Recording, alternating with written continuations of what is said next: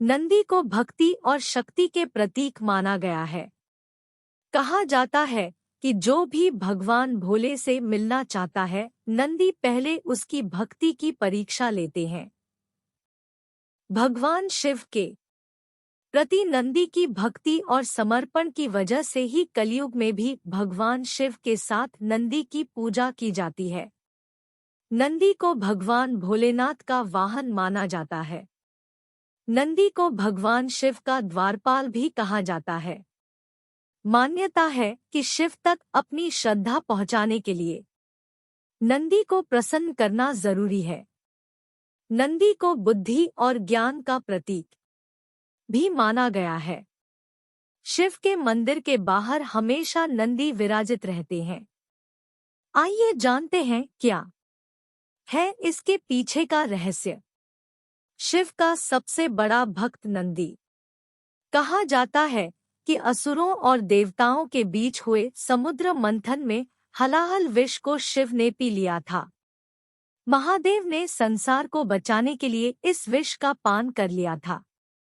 विषपान के समय विष की कुछ बूंदें जमीन पर गिर गईं, जिसे नंदी ने अपने जीभ से साफ किया।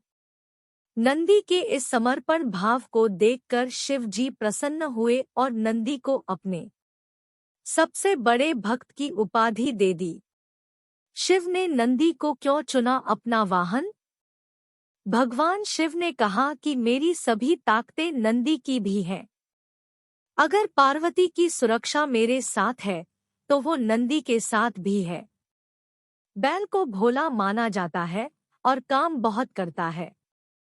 वैसे ही शिवशंकर भी भोले, कर्मठ और काफी जटिल माने जाते हैं। कहा जाता है कि इसीलिए शिव ने नंदी बैल को ही अपने वाहन के रूप में चुना। नंदी की भक्ति की ही शक्ति है कि भोले भंडारी न केवल उन पर सवार होकर तीनों लोकों की यात्रा करते हैं, बल्कि बिना उनके वो कहीं भी नहीं जाते हैं। नंदी की महिमा। नंदी को भक्ति और शक्ति के प्रतीक माना गया है।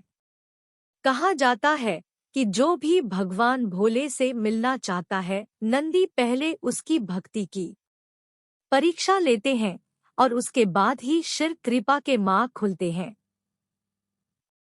भोलेनाथ के दर्शन करने से पहले नंदी के कान में अपनी मनोकामना कहने की परंपरा है। भगवान शिव के प्रति नंदी की भक्ति और समर्पण की वजह से ही दोनों का साथ इतना मजबूत माना जाता है कि कलयुग में भी भगवान शिव के साथ नंदी की पूजा की जाती है। हर शिव मंदिर में नंदी के दर्शन पहले होते हैं और फिर भगवान शिव के दर्शन मिलते हैं।